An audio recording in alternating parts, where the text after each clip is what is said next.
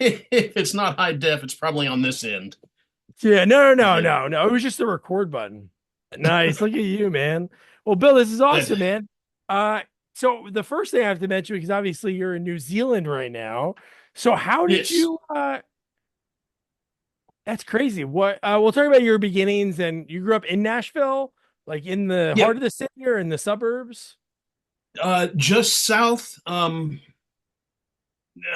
the area even called? Not quite Antioch, but just south of the metro main city. Okay, cool. But yeah, yeah, it was fine.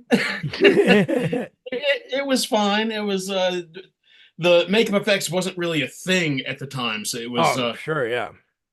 there weren't a whole lot of people who really got it, and especially deep in the heart of the Bible Belt, this weird little kid that just wanted to make monsters was it was it was an uphill climb, but I had some good support, so we got Yeah. there. Cool. So what was the early inspirations? Like you're growing up, like you said, right outside of Nashville. Was it a particular movie you saw, or what piqued your interest in this different kind of thing, you know? I think you can take it back to well, I think Joe Dante summed it up and said, Yeah. we all see the same movies when we're kids. We all see the same Disney cartoons. Just some of us are more drawn to like the nightmarish transformation in Pinocchio and these kind of darker aspects. So even from that early age, but I was a really good baby. My parents would go see movies. They'd take me to and I'd go to sleep. So Sweet. they went to see Jaws when it came out. So I was 3 when Jaws came out. And that one I stayed awake for. That was the first movie I remember seeing. God, the best. And it made an impression, to say the least. Um, and after that, I'm not sure exactly what the timeline. I know there's Frankenstein, King Kong, and Planet of the Apes. I'm encountering all these things on TV. But I know that the 77 or 76 remake of King Kong was the first movie that I actually asked to see. Cool. So there's already an attraction to Rick Baker I'm 5 years old, I think, Yeah, at that yeah, point.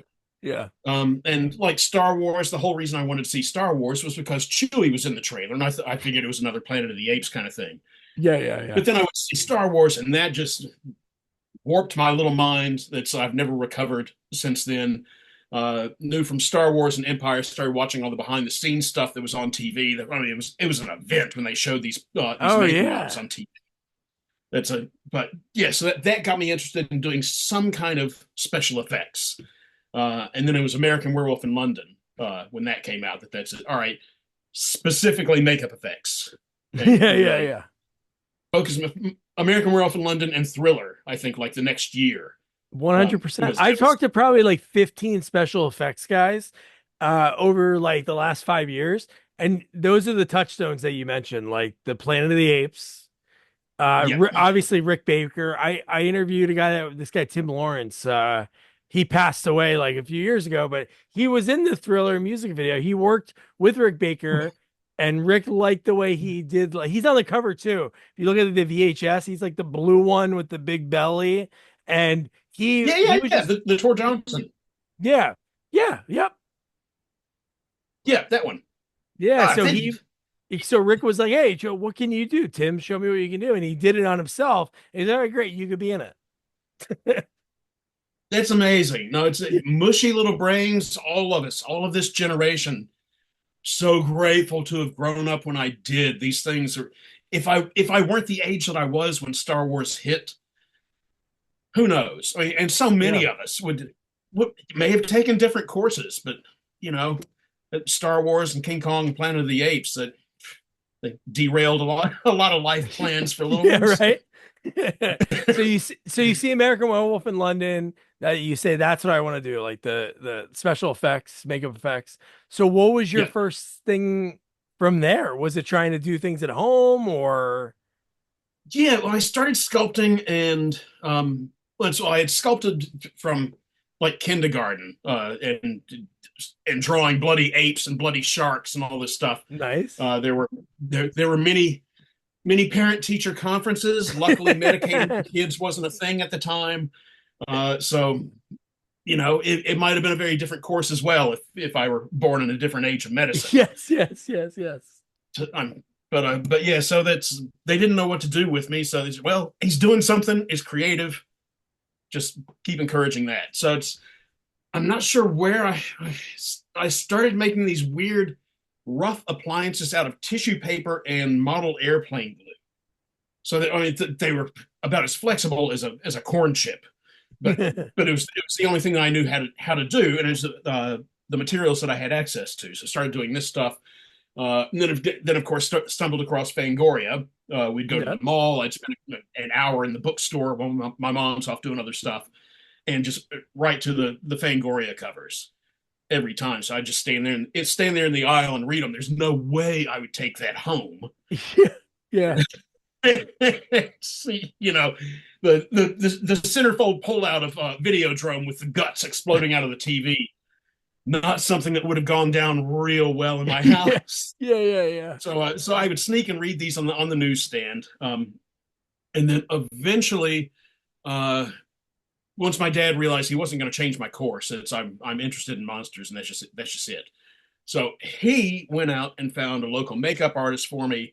Um, just one night, he called me out into the dining room, came out and sat down, and there was a little bottle of latex, a little bottle of stage blood, an issue of Fangoria.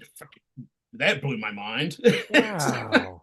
I imagine he probably walked in a raincoat and a hat to buy it, but he brought it home for me. So, and it was the Joe Dante Gremlins cover, that issue. Oh, Um, nice. but yeah, so he hooked me up with this local TV makeup artist, Tom Parsons. Uh, there are a few people you're just gonna have to stop me when I start singing their praises because I'll go on and on and on. He's one of them. Yeah. Took me under his wing, just started teaching me this stuff, and I'm 13 or 14 years old probably at this point.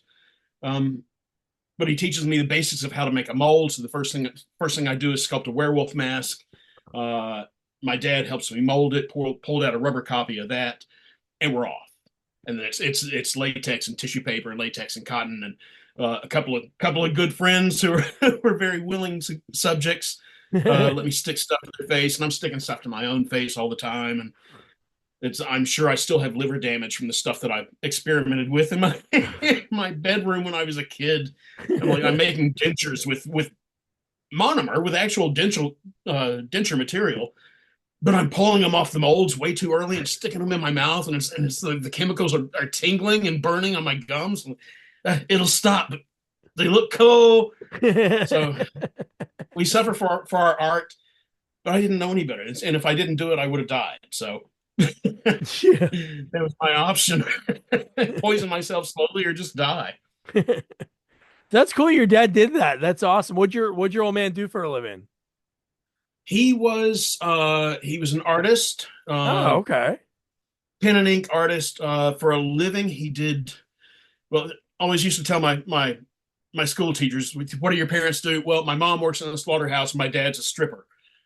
So he was a four-color lithographic stripper when that was done by hand for a Okay. printing company. Yeah, He yeah. did a couple of like National Geographic covers and that kind of thing, but, Oh man. but basically by hand, where you take and strip the image down into four layers. So that's what he did for a living. But he was in Yeah, it. and then He in was his, an in his off artist, you know. hours, So he probably at one point he said he finally was like, "All right, this is your path, monsters." But that's really cool because he was already an artist, and then for him to go out and reach out to that guy, I don't know if it was like a family friend or something, but that's awesome. That Tom Parsons, that's that's great. that's how we did stuff back in the day. Yellow Pages, Hmm. makeup artist. That's he didn't know him, just found him, took me down there. Like I said, my mom worked in the office of a slaughterhouse, so we had tons and tons of meat. So like, oh, going to meet this makeup artist. So the first thing I do is I build this arm out of clay with a hollow section in the middle and stuff that full of a couple of wax bones and raw steak, and then cover it over with more clay, and then gently lift it out and carry it out to the car. We go down to see him. And then I whip out a knife and just slam into it and start pumping the blood, a little blood tube I had hooked up, which got clogged. So I just gave it a real good crank, which popped out whatever was clogging it up, and it just sprayed. And Tommy's just Well, that's very interesting. It shows a lot of promise. So there's an arcing rope of blood shooting across his shop. But but yeah, so from there, there was another makeup artist, another guy interested in effects in Nashville, who Tommy knew, who was a few years older than me, a guy named Rich Mayberry, who I must have been 13 or 12 even when I met him. Sorry, let me push this back. Gremlins came out in 84. Hmm. Yeah, so I was 13. Okay. But yeah, so Rich Mayberry I meet. And he works Saturdays filling in at the makeup shop when Tommy can't be there. And every morning my mom would run her errands and then she would go and drop me off at the makeup shop. I'd sit and talk with Tommy and for an hour or whatever until she came to pick me back. One day she drops me off. I walk in and Tommy's not there, but Rich is there. Just behind the counter, I just see this head. And he stands up and he's 6.5 feet tall. He's like Sasquatch. He's looked like every makeup artist back in the day. He looked like Sasquatch. But we hit it off immediately, and he was very patient with this weird little enthusiastic little kid. He was 7 years older than I was, so that's a pretty big age gap. But Yeah. he always made time for me. He answered my questions. Um, yeah, and then a few years later, ended up doing haunted house, making masks for haunted houses with him, and that kind of thing. And then eventually, after I moved to LA, then he moved to LA and crashed with me for a while. And then I left LA and came to New Zealand, and then he came down here. So I Look at eventually that. ended up doing an orc makeup on my big brother and mentor for Lord of the Rings, which, just to seal the deal, ended up on the cover of Fango. What? Ta-da! Talking about full circle. That's That's my magic trick. Yeah, So, right. How'd you go out to but LA? Did you know somebody or did you just say, all right, I got a couple $100, $1,000, I'm gonna head out? I started again pre-internet. Somehow, I think it was Rich probably gave me Tom Savini's address, That's awesome. so started sending Tom Savini letters. And from the first letter, I had the scheme that okay, these guys are going to be getting tons of mail, so I've got to do something to stand out. Mhm. So I would always draw an illustration of something on the front of the envelope, just ink and colored pencils, and then chuck it in the mail. Off you go. So sent Tom a whole bunch of things, or sent him 3 letters by the time I got Dick Smith's address, Oh, and then nice. sent Dick a letter. And then I get home from school one day, and there are 2 manila envelopes in the mailbox. Look at the return addresses: Tom Savini and Dick Oh Smith. my God. It was cool. So I figured, all right, well, Tom was kind of my hero, so I'll save that one for last. And but Dick wrote back on the first letter, so I opened his up, and there's a picture of him from Amadeus, one of the Amadeus leaflets autographed, and a short note that just basically says, "Thanks for writing. Learn anatomy. Get a decent camera." Well, And one okay. of the pictures came back with a red circle around the forehead that said, "Whose forehead has wrinkles like these?" I'm like, well, he's got me there. But okay, so let's open Tom's. So open up Tom's and shake it out. There's an autographed headshot. No note. No, no, just his dead shot. No That's note. great. Just an autographed black and white headshot. so so yeah. So Dick Smith, hero. But yeah, so from there, then I started. I would call information in Los Angeles, and they allow you 3 requests. So I just went through the list of my heroes. Do you have a phone number for Kevin Yeager? Do you have a phone number for Mark Shostrom? Do you have a phone number for whoever? And just went through the list. Yeah, yeah. Did 3 at a time. Got the phone numbers, and then I would call and get the addresses. So all very analog. So not a lot's changed for me at this point. Yeah, but I do love Um, that people would do that because even when I talked to Howard Berger last week, he sort of did the same thing, like just picking up the yellow pages. I talked to Joe Castro a few years ago. He does a lot of like independent horror films and same thing. He was a kid that grew up in a small town in Texas, Yellow Pages, called Tom Savini. He picked up the phone and walked him through how to do things. And it's like, it's crazy to think now it would be whoa, whoa, whoa, because so many people would like know of that. But Yeah. I'm not saying there's a ton of kids saying I want to do monster makeup, but I'm sure there's a lot that just never thought of. My God, I can just 411 these guys and figure it out. So it's great that That's, you knew to do that. it was the only thing that I could think of. Yeah, Because yeah, I've got to get hold of these guys and yeah, yeah. get my stuff in front of them and find out what to do better. So, but Howard was one of the.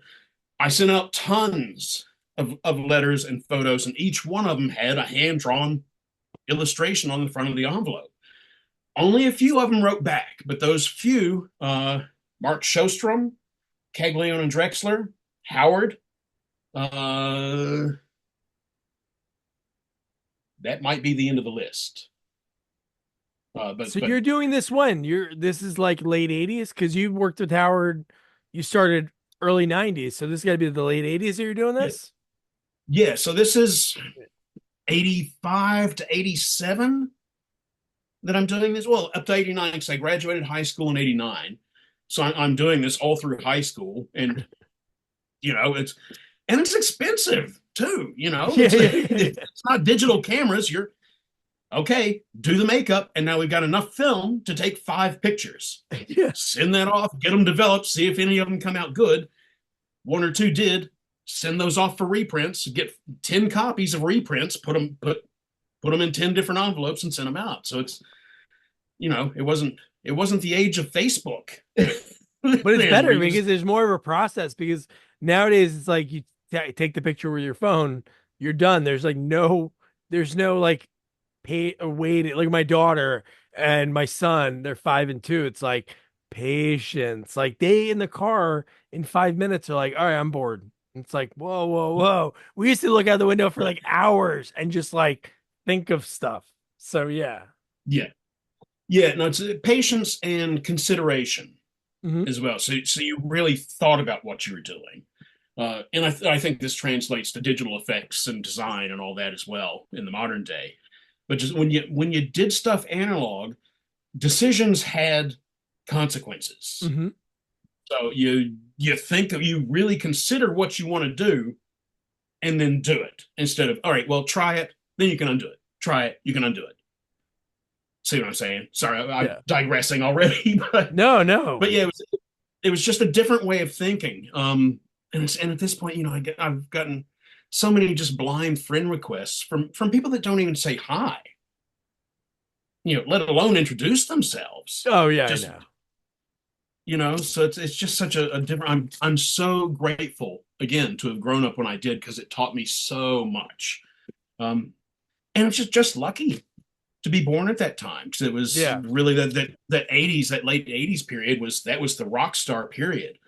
Kind of felt like the party was starting to be kind of over by the time I got to LA, Yeah, but we'll yeah. get there. But yeah, so writing these guys, and then the weekend of horrors. I start planning to go to my first weekend of horrors, the Fangoria convention. Oh, sweet. So yeah, I fly out there, 1990. So I'm 18 when I fly out. Uh, yeah, with a friend from Nashville. But we go out, we rent a car, and I called ahead and just got a hold of as many of these guys as possible. I said, "Look, we're coming to the weekend of horror. So if we can come to your shop and have a look around and meet you, we'd love that too." And just blew my mind. Went out there. We went to Stan Winston's, K&B, Caglione Drexler, God, who else? ADI. Uh, there were a whole bunch. Screaming Mad George, Oh, nice. Chris Biggs. It was a life-changing event. Actually, walking in the first time, smelling these workshops. It's just a smell like no other. It's just amazing. But yeah, so around that. Oh yeah, and also is again always thinking about the marketing, like the envelopes. I was working at a promotional products company when it went to the Weekend of Horrors the first time. So I had a bunch of T-shirts printed up with my logo and Oh, name on the front of it. nice. I figured they're better than business cards. If nothing else, they'll get chucked into the rag bin, but somebody will pull that out and remember, oh yeah, and whatever they think of me, who cares? But Yeah, yeah, yeah. oh yeah, that guy, So I went out to LA with a stack of Bill Hunt Studio T-shirts and just started handing them out. Then came back. Then it was time to get on with life as well. Had to get a job. I didn't go to college. Um, sorry, I left out as well. Did the Dick Smith course, the Oh, while you were correspondence out Dick there? Smith course. No, it's a correspondence course. Oh, He cool. sends you lessons through the mail, and it was a new thing back then. But it also came with an index of different makeup artists, local makeup, well, people all over the country who were taking the course. So that put me in touch with some cool people as Oh, well. that's really cool. Yeah, so it's a course that you can do the lessons and then submit something at the end of it and get a certificate of makeup artistry or whatever, or you can just collect it and use it as an encyclopedia. So that's Yeah, what I did. yeah. Um, and then, but since I didn't go to college, I needed to get on with life and got a job and an apartment and all that stuff. Um, but yeah, then just really, I can't remember what set it off exactly. Well, I was doing haunted houses with Rich for Rich Mayberry for the last 2 years, and they were just getting bigger and more elaborate as well. We were the first people in the Southeast U.S., I believe, to start doing custom masks and like mechanical xenomorph Oh, pulling on sweet. the doors and the jaws shoot out and all this stuff. So we were really doing next level stuff in his basement. Oh my So God. did that for a couple of years. Then worked at a couple of dental labs because Dick Smith had said dental labs are about as similar to a makeup lab as you're going to find in process and facilities and that kind of thing. So Oh wow. again, really lucky. Just opened up the phone book and started calling them until one of them said, well, come on down. We'll show you how to do stuff. So that lots of lucky breaks. I was in the right place at the right time many times through my life. Um, but yeah, so a couple of years go by, and then the 1991, no, 92 Weekend of Horrors. I decided it's time to go back, and I've kept up my correspondence with K and B and a couple of these other people.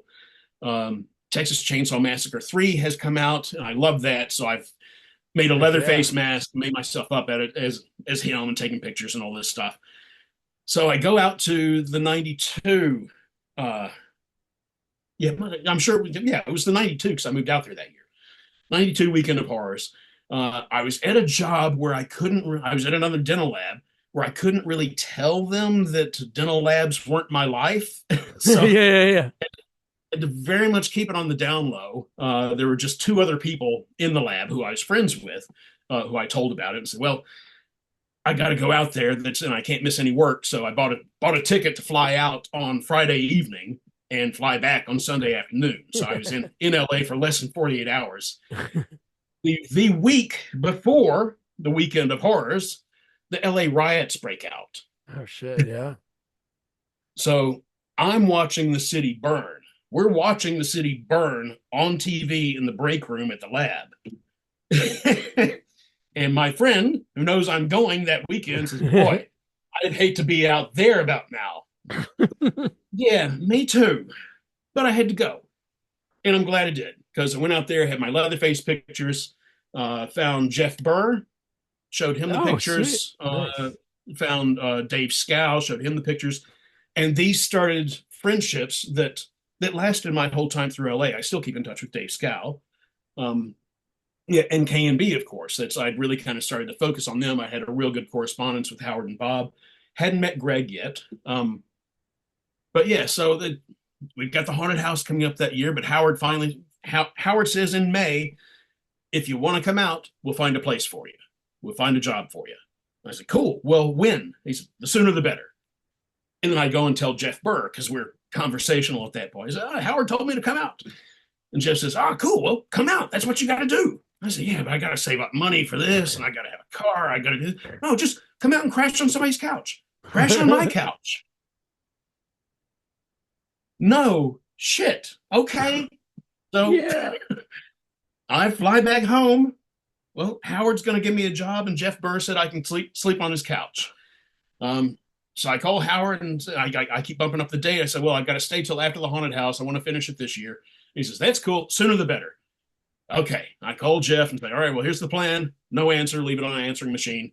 But I keep bumping up the date, and each time Howard says, all right, sooner the better. And I never can get hold of Jeff to confirm that. It's fun. I've shut off the power. I've terminated my lease. I've got my bags packed, and I'm at my parents' house waiting to go to the airport. Finally hear from Jeff, and he's like, oh, I'm in post on something right now. I don't actually have the space for you to stay. Okay. At least I got the job. So I call Howard. He said, we don't have anything happening right now. Well, I'll see you in the parking lot next week, and we can discuss it. So yeah, and then it was like the day before I flew out. Then Howard called and said, "Well, we just got the job on Jason Goes to Hell, so come on out." No kidding. So Friday fan for as long as I can remember, and then coming out to work on the final Friday as my first film. Dream come true. Absolute dream come true. Stuff that I wouldn't have even had the balls to wish for. But yeah, and that got me to LA. That's amazing. Just the timing of it. And especially you said, like, I didn't know that until you said it. And I could tell you said your first credit was like the big one, like the one that you have such like a connection to. But that's the one thing I love about that installment. I'm not a fan of the body switching as much because I'm Yeah, like a huge, like, I love seeing him in the hockey mask. But that one is so different from any other ones in the franchise because it actually has great special effects that make it to yeah, the final cut. yeah. I love it for personal reasons. Oh, I'm I'm not sure sure. how I would have felt about it if I had just seen it cold. Yeah. Um, but sorry, I just say the clock's running down. Do we need to Yeah. So what we'll do is start? if it as soon as it stops, just join back and it'll be another session. And I'll combine them. Okay, wait. Okay, Sweet. I'm still new to the Zoom thing. My wife still Yeah. has to set up the meetings. So It's okay, Bill. Don't worry about it. Yeah. So if I see it start like counting down for a minute, then I'll just tell you, just so I don't have to edit it, just to make it seem better. okay, sweet. But yeah, so that movie again, there's so many things that I kind of love, like Creighton Duke. I would love more about him. Like it'd have been cool Yeah, if there was an installment that he was joined at the end.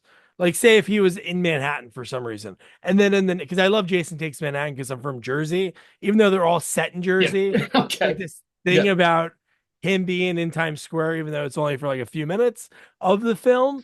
But like Creighton Duke, I think yeah, he's so cool. Stephen Williams, top-notch actor. And it was just like, ugh. yeah. There's so much room to expand. It's like Star Trek at this point. They could carry on Mhm. so many of the different timelines. Um, and that's I love the Paramount Jason, but I would also love to see a continuation of. I did a painting of Jason 3000, which is basically a continuation of the Jason Goes to Hell Deadite theory mixed with the Jason X nanobots and all this kind of stuff. But there's so many directions that it could splinter off into, and Oh yeah. I would happily buy all of them. Yeah, yeah. So Bill, what was the first thing that you remember like working on that film? Like when you get out there, obviously you're so super excited. Where'd you figure out to where were you living?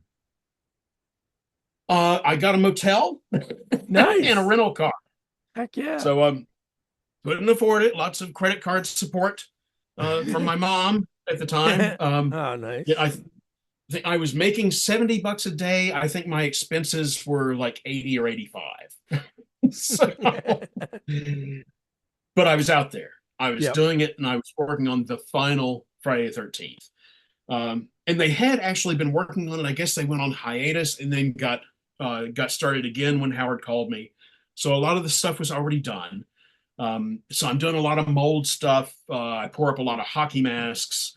Um, yeah, but the first sculpting job that I had, and it came pretty quickly, was Howard asked me to sculpt the little black hellworm, the maggot Oh. thing that comes out of his mouth. So it's yeah, it basically looked like a butt plug, but but it's a butt plug with Iron Maiden Eddie face on it. So, but but that was my first sculpture. And then we were doing masks, and Bob and Brian Ray had done a whole bunch of masks before I even got there. So I'm pouring up some stunt masks.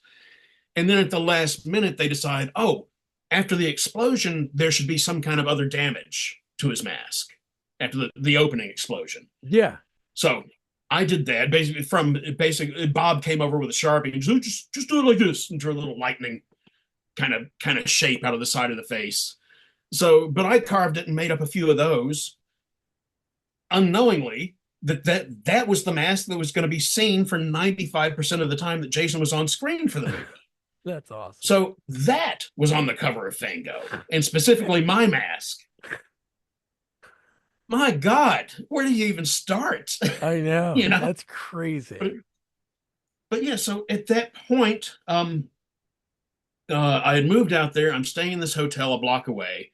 I hadn't met Greg. Greg was off on location on Dr. Giggles. Then when he comes back, his roommates had left, so he needed somebody to stay in his house because he was turning around and going on vacation again. So he basically said, "Well, I'll charge you half of what you're paying at the motel if you want to house sit." So I went and stayed at Greg's house. Bob took me under his wing and said, "Get rid of your car. I'll take you wherever you need to go." Him and his wife were just absolute angels. They adopted me. It was amazing. Those, yeah, Bob and Ann and Brian Ray and John Bisson. That this little group, and we would hang out. We went to movies. It was just magical. It really was. And then living at Greg's, and then Greg comes back and sees I haven't trashed the place. Says, well, you want to stay? So I ended up living my first half a year with Greg Nicotero.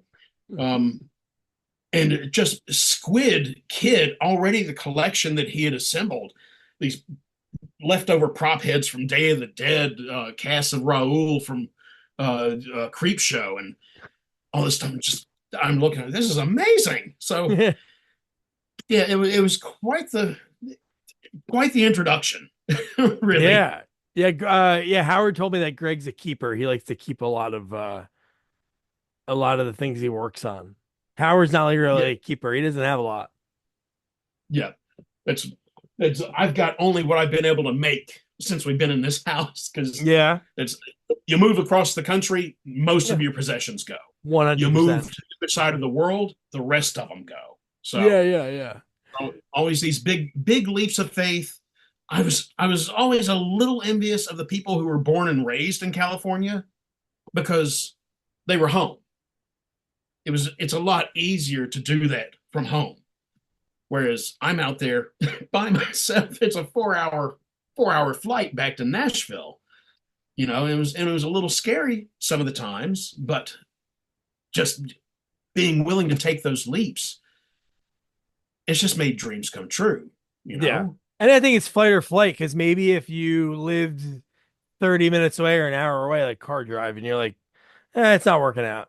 You can get in that car and go Yeah, home. But like, really, it's like, oh my God, it's 30 minutes to the airport. Then I got to go to a plane. I have to go back home. And then, so it's like sometimes you're like, I moved to Oregon because I'm born and raised in New Jersey, but we stayed in state for like school. And so we're like, man, let's go out to somewhere random. So we went to Portland, Oregon for like 4 years. I remember when we came back to raise a family, but I never wanted to come back because I just didn't want anybody, not like anybody even thought like, hey, Doug's back. You didn't make it out there or something like that. But I felt yeah, that and I just never yeah. wanted to come back. And that's when we moved back to New Jersey. I'm like 30 minutes from my hometown. I don't see So we anybody were else. right about Right out. So you work on Jason Goes to Hell, and yeah, then like you're in the thick of it from there because right after that you're still working with K and B. You're for obviously you worked for them for a long time, but yeah. Pumpkinhead 2, I'm sure was pretty much right after that, right? It was very soon after. It was meant to be. They were developing it with Tony Randall, who directed Hellraiser 2. So they had the suit made. It was all ready to go, and then the money fell through, or Tony Randall left, or something. So Jeff Burr, always the reliable standby. That's the number of times he's been called in to direct a movie at the last minute. Yeah. He's like, But yeah, he's he's got an art for that. I yeah, he's interviewed Ari Mihailov, and he knew Jeff from way before, like they worked with each other on Tech Chainsaw Massacre 3. So yeah, that's awesome. yeah. But but it was finally my chance to work with Jeff. Yeah. And that was still so by that time the suit is probably half a year or a year old. So it's been hanging around and kind of rotting for a while by the time we get there. So there was a lot of maintenance. And they called us a set. Seems like every night, but most of the night we just spent the evenings in the trailer. Just large children.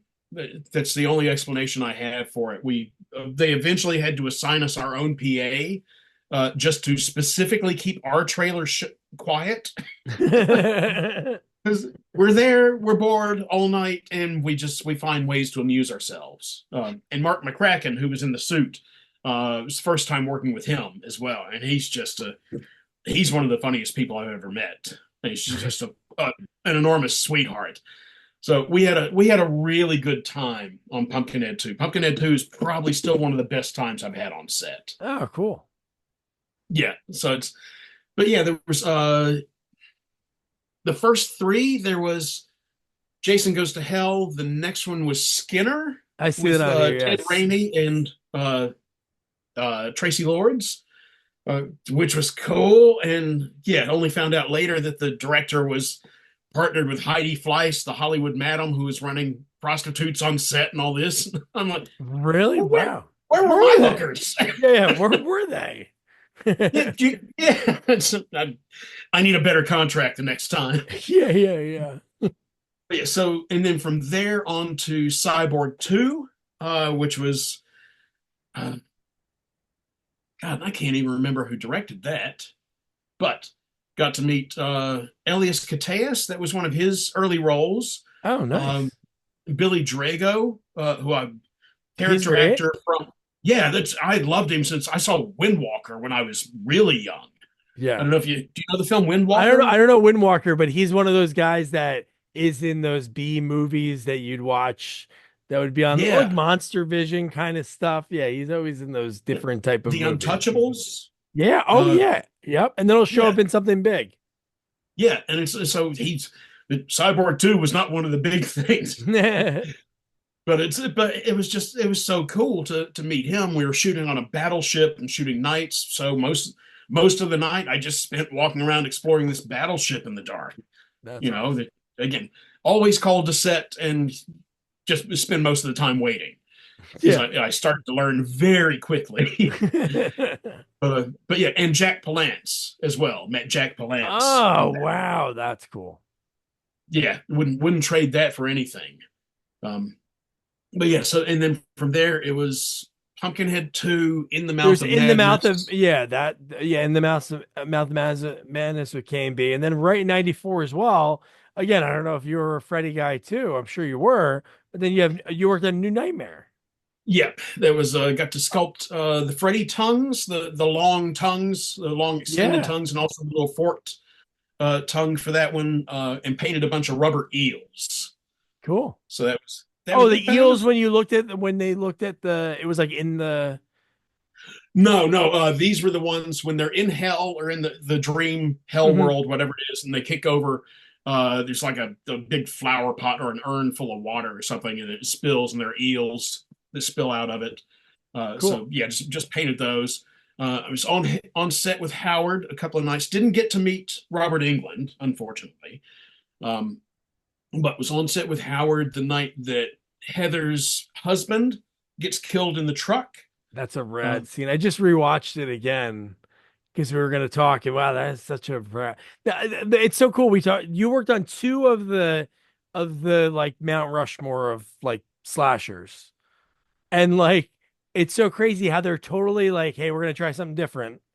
But like yeah, the way Wes thinks, and the way obviously if you're like not too far after you're working on Scream, and like talking about a thing, you'd be like, no, this can't work. And it's like, this is really cool. And the way he like yeah, wove in real things like Heather having a stalker, uh yeah. In the the TV, earthquake, the earthquake, like they were doing pickup shots because it was happening, yeah, because it was which is that all that crazy. happened just after we were done shooting. So they Yeah. worked it in. The footage they got was just amazing. Yeah. But yeah, it did not work on paper, so I was very surprised when we saw the Oh, film. How great it is. Well, who knew it? He is a genius. Hmm. And that was my first time working with him. Worked with him a couple of times after Scream and TV series called Laurel Canyon.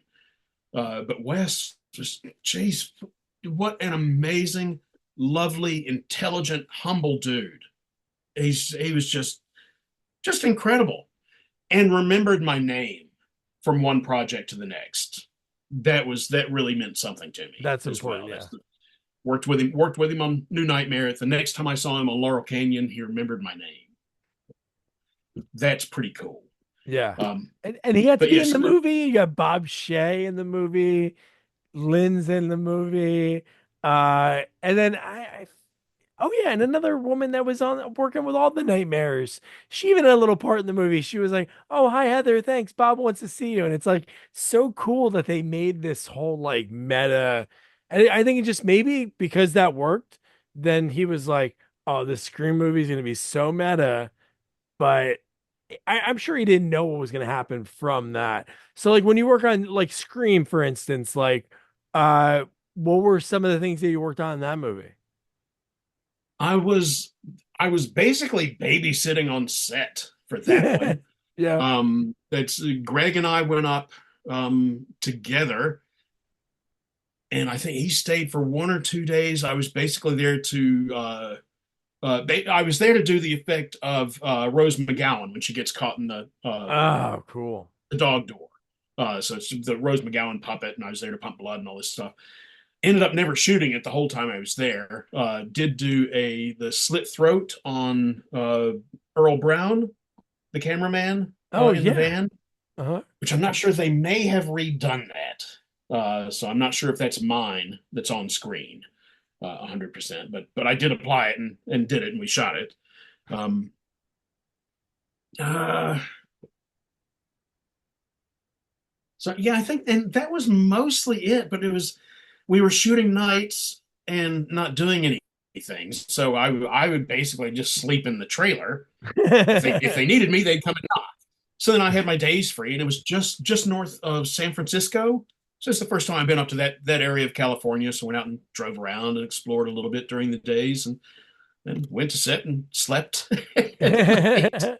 That's nice. What would Um, you say is your first project that you worked on that you felt like, because obviously you're working on all these things, doing things here and there, like the Jason mask that you worked on, that's 95% of the film is on the cover of yeah, Fango. But like, when was the first time you were like, holy shit, like I got to do something that maybe to other people wasn't as important, but like for you, like what was something that you felt was like, this is my work that I was able to finally do? it's all of it. All of it? Especially the Friday stuff. Hmm. There was the Wild Boy corpse, the mummified corpse in Pumpkinhead 2. Sculpted that. I sculpted that with Brian Ray. And just any sculpting job that I Yeah. got, I just really treasured it. The Crow 2, Howard basically gave that one to me. I pretty much just did that for them under KMB's roof, and I was Oh just wow. a massive fan of the original. So when it came in, he said, "All right, well, you can do this," because they had tons of other stuff they were doing at the same time. Um, uh, Dusk Till Dawn, though. Dusk was a big one. I had a lot to do with that. Nice. Not sure how much you know about the story, but just in a nutshell, originally it was Bob Kurtzman's story. The deal, as I understand it, was that Bob and K&B would do ear cut, ear slice effect for Reservoir Dogs in exchange for Quentin writing a script based on Bob's story. And then this was going to be Bob's directorial debut. So when I got there, it was already in motion. They had just done Reservoir Dogs. So he's shopping it around and developing Dust Till Dawn. But he, bless his heart, he always had more confidence in me than I did. But he let me storyboard, let me do production art. Um, so I really felt invested in that one, Yeah, that's personally big. invested in it.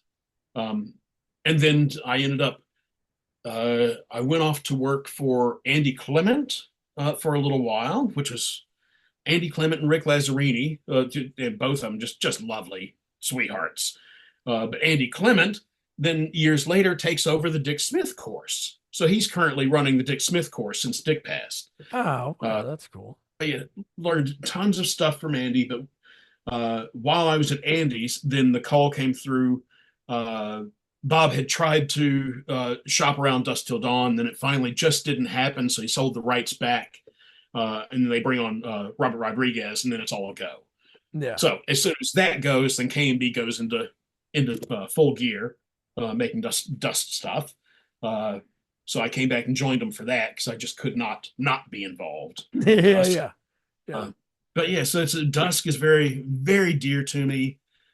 There are a handful of them. I've worked on some that I'll just refer to as they were really fun to work on. But Yeah. there are a handful of classics that I was just lucky to be involved with. I don't pick these projects. I take the work that's available to me.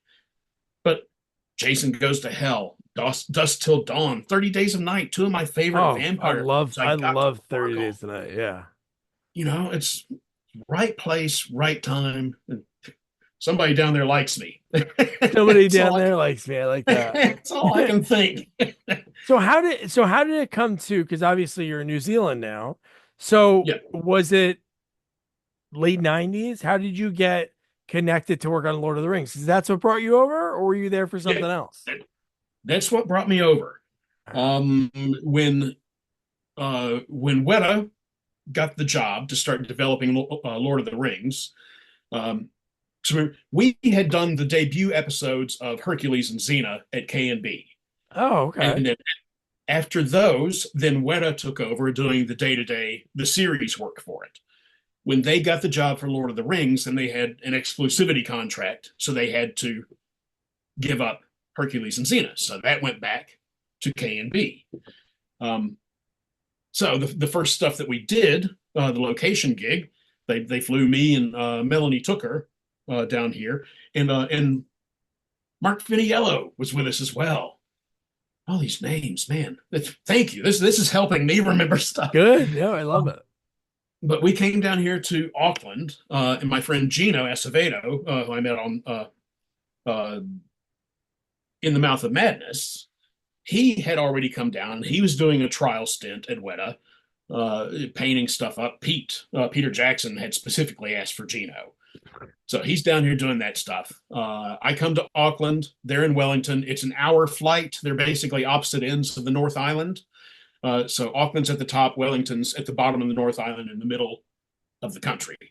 Yeah. So on the weekend, I fly myself down just because I'm a Lord of the Rings fan. Oh, you were already? Nice. Yeah, I can't see it probably under Jason's elbow, but there's if you remember the animated made for TV Hobbit No, I do movie. remember that. No, I remember that from a kid. It was like late 70s, right? So that was like Yeah, right. I think it was 77, I Okay, think. yeah. So that's like right in your But touchstone moment. That's like you're 5 or yeah, 6 years old, you know? my brain is still tingling from Star Wars when this comes on TV. So Yeah, it's yeah, just receptive, just little yeah. receptors, little gaping mouths. But so that really shaped my destiny as well. And Conan the Barbarian, I forgot to throw that one in there, but Oh, that's yeah. I think Conan the Barbarian, Raiders of the Lost Ark, Texas Chainsaw Massacre. I think those are my three favorite films ever. But Conan certainly shaped the whole sword and sorcery love. But yeah, so cut to I'm in Auckland working on Hercules and Xena. I figure, well, they're working on Lord of the Rings. The project may go, it may not go. But at the end of the day, if I just fly myself down, then I can do something. And I can at least say that I had a hand in Lord of the Rings when they were developing it. So do that. I fly down, and there's Richard Taylor, Gino Acevedo, and Alan Lee, the English artist and Lord of the Rings designer as well. Um, but yeah, we just spent the whole weekend driving around and looking at Wellington and eating and yeah, getting really familiarized with the place. I fell in love with the city immediately. And then we went to the shop. They showed me everything that they could show me. And it was just mind boggling stuff because I'm coming from LA. LA is, yeah, you've got 25, 30 shops all in the valley, all doing the Yeah. same thing. They're all pulling from the same pool of artists. So there's a real kind of incestuous thing about the look of LA makeup effects. And then I come down here and it's just completely removed. And these guys are approaching the design from just an alien point of view to me. And it's refreshing and mind boggling. And it's like, Jesus. All right, well, so I sit down, I sculpt a couple of Gollum maquettes just to say that I did something. Uh, and then we shake hands at the end of it. Richard says, "Oh, that's great. Nice to meet you. If it goes, we'll give you a call." I'm like, nice to meet you too. Okay, I know how this goes. Yeah, yeah. Yeah, and then I go back to LA, work for a little while, and then just bizarre set of circumstances, chain of events. It seems like all is lost, basically. And then I get the call from Richard Taylor. He said, "Well, we don't sign the papers until tomorrow, but if you're interested in a 2-year gig, we'll bring you down." Wow. Like, I was packing before I hung up the phone. You're packing to go back to Nashville, or oh no, No, I was packing to move to New Zealand before I hung up the phone with him. Yeah, yeah. But yeah, so once again, I just consolidated my life down into 4 crates, 4 little foot tote crates, put them on a plane and flew over. Now I live in New Zealand. Yeah. So yeah, all my collectibles, and I am a pack rat and I've collected stuff all my life, but like I said, moving from Nashville to LA, most of it went then, and then moving from LA to here, the rest of it went. Were you able to keep anything from like your early films? Did you keep any photos or anything from set? I barely had any photos to Yeah. speak of. Again, because it was all film and cameras then, Yeah. so it wasn't just snapping pictures on your phone as you work. So I didn't have a whole lot of photos, but I did bring over what I had, so I at least still had my portfolio. Oh, cool. And a little handful of books. I brought over 100 VHS tapes. That was my library. And of the 4 crates that I brought over, 1 crate was movies. Yeah, yeah, yeah. Gives you an example of my priorities in The life. importance. I know. I hear you. No. And then that was it. And then you're there for so long. So you get there. The movie came out in 2001 because that was like, those were the movies that were super, because it was cool because they were coming out. Oh, this is the time of year, a new one's coming out, like right around it was almost right around the holidays. I'm pretty sure. Yeah. They were Christmas releases. Yeah, before.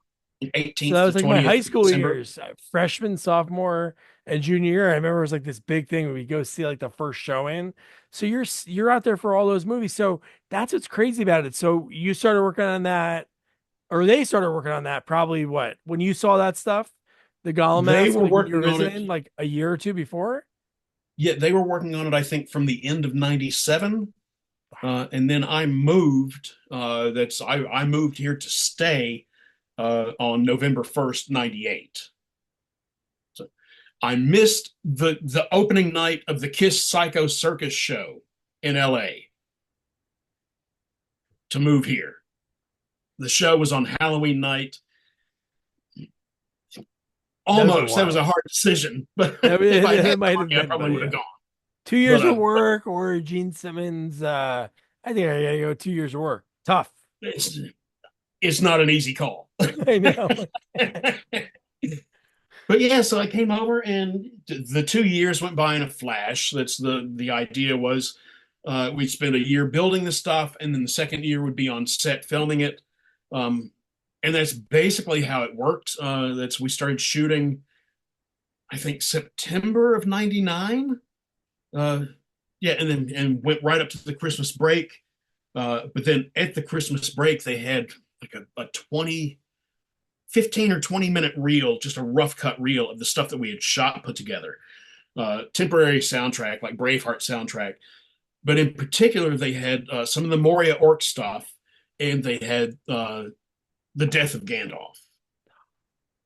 So even in the rough cut, that's all everybody piling out the other side of Moria, just in slow motion in tears. Jesus, it's just okay. We're doing the right thing. and that was the mentality behind it as well. It was so refreshing to jump into this because the entire world had told him you can't do this. There's no way you can adapt this, especially not in New Zealand. So everybody on the crew, from Pete all the way down, we were all like, we can do this. We are going to do this. And just greater than the sum of our parts. The first film is incredible. I love all three of them, but the first one I think is I the agree. absolute masterpiece of the three. Um, but yeah, again, right place, right time. Lucky, pretty lucky dude.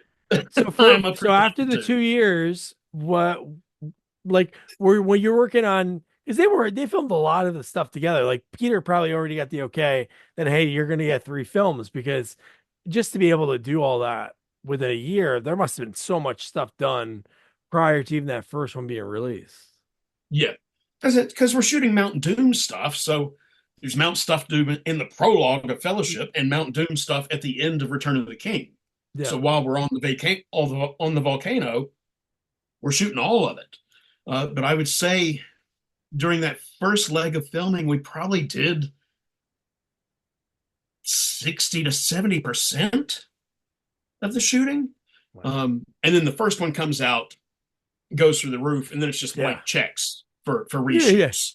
Yeah. So there were extensive reshoots. The reshoots for each film were longer than most of the other films I had worked on entirely. So stayed on through that.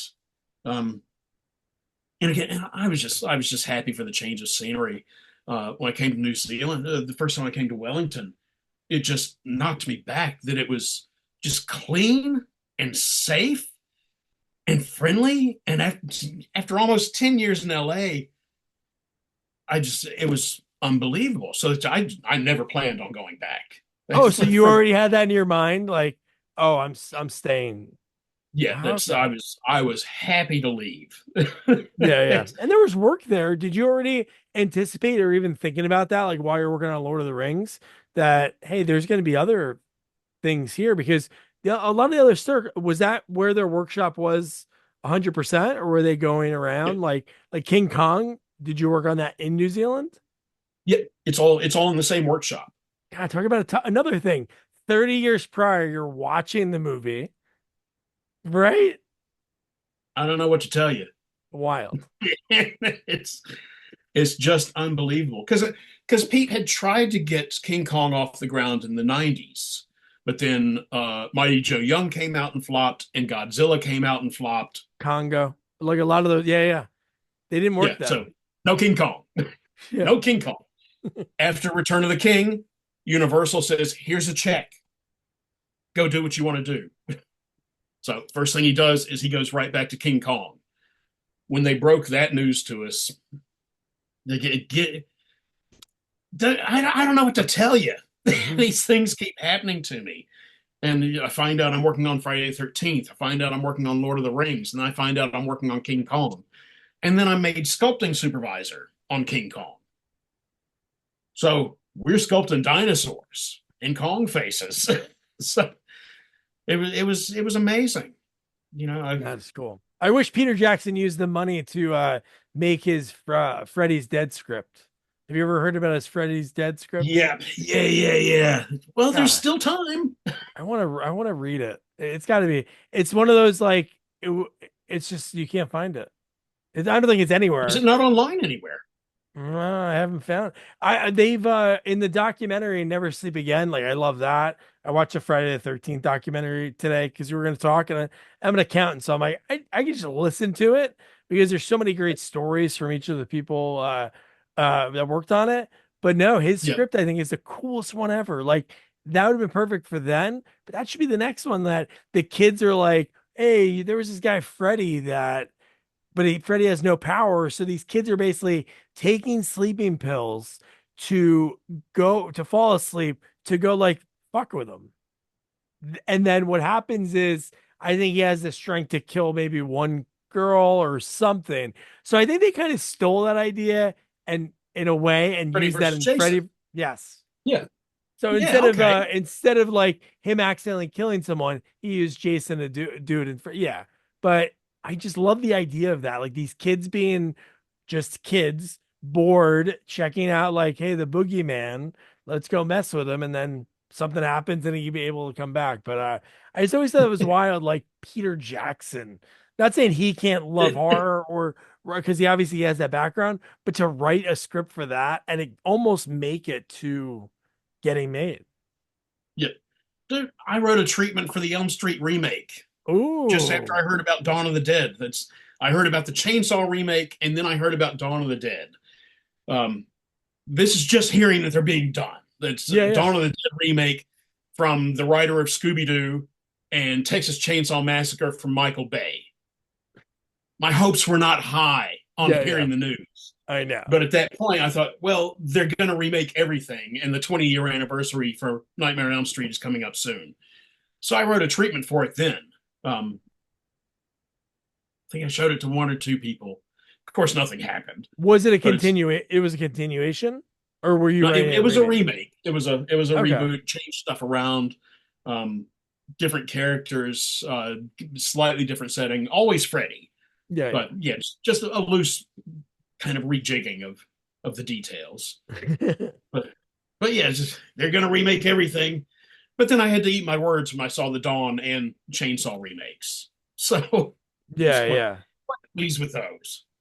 No, totally. But yeah, no, you think Michael Bay, you think explosions, you think these different kind of things, but he actually did. I like the Friday the 13th, 2009.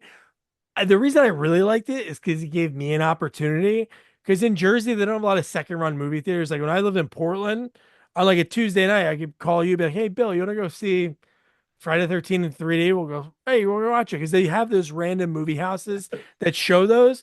But in Jersey, we don't have that anywhere. There's like one place in PA, a drive-in that's doing like at the end of the of August, which I'm gonna go see like five, six, and seven back to back. But like you just don't have that opportunity. So it's like when I saw 2009 on Valentine's Day in the movie theater, it was amazing. My ex didn't like it, but I loved it. I didn't need to. Oh yeah, dude. That wasn't the point. The opening sequence of that movie, you're thinking like, oh, I know that guy. I know that guy. Oh, that guy's been in stuff. And you're like, oh, this is gonna be the characters of the movie. Nope, not at all. That opening sequence, if they had just ended the film with the opening credits, Hmm. at 20 minutes is a perfect Friday the 13th. Oh, I know. They, Yeah, no, they, they, great callbacks to the other ones, like the homages, even like not to go back to New Nightmare. New Nightmare, when you watch it over and over and over again, and you pay attention to different aspects of it, you're like, oh, look at that line. That line's from the first one. That line's from it's like these cool little things that they do in that movie. So we're at this has been so much fun, Bill. So we have 10 minutes. I always love to find out about what were some other, obviously your journey is amazing. You got to work on things you love. Like no matter what, you're doing what you love, but it's almost like you're double dipping because you're getting the opportunity to work on King Kong, which is a seminal movie. Grew up Lord reading The Hobbit. So there's all these cool things, and like obviously like Freddie and Jason. But was there anything else? Obviously, this is like a crazy dream as a kid in Nashville to think of going out to LA. But like, was there anything else you were like, hey, this thing doesn't work out? Like maybe if your dad didn't reach out to that guy, like, do you have any idea what you would have no be backup what would plan. no backup plan? No And that's why backup it worked plan, no out. safety net. Nothing. You can walk the tightrope if you don't have the security of a safety net underneath you. 100%. Totally agree So, with that. so and if I can just chuck it in quickly as well, I managed to get Texas Chainsaw Massacre on my resume as well.